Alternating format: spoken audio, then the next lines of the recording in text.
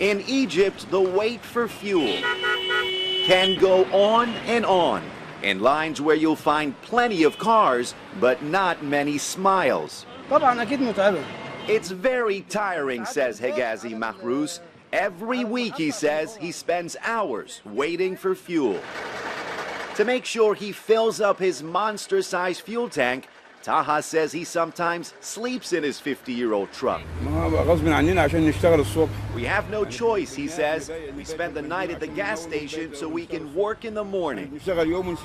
Sometimes the lines are so long, drivers can take a break. Here's a cab driver taking a minute to clean his car. Some drivers let anyone sit behind the wheel in exchange for some fresh air and chit-chat, or maybe a quick bite. Egyptians have been waiting in these awful lines because there's simply not enough petrol and diesel.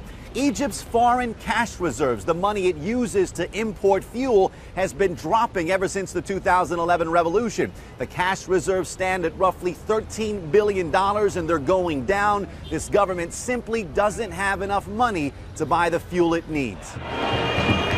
Egypt's political crisis and street protests are not helping, keeping away tourists and foreign investors and their much-needed cash. If you drive for a living, the fuel shortage probably means lost income. Of course, says bus driver Tariq Mahmoud, we're sitting here, we're not working. Some bus drivers protested with a strike this month, blocking Cairo roads, bringing commerce to a halt. Next door to this fuel station, music calls for customers at Khalil Azim's purse shop. But Azim says long fuel lines keep blocking his front door. My customers can't find parking, he says. It's because of this 2-year fuel crisis. For many Egyptians, patience is running thin. Drivers are getting angry. A recent report said 2 people were killed when they fought over fuel.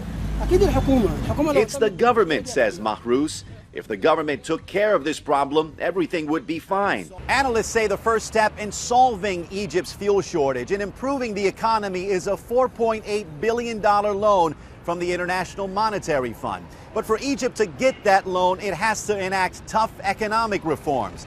The cutting of subsidies, tax hikes. These are decisions the government has not been able to make for fear of a backlash from Egyptians who are already unhappy with the current political crisis. So for now, there doesn't seem to be an end to long lines at Egypt's petrol stations. Reza Sayah, CNN, Cairo.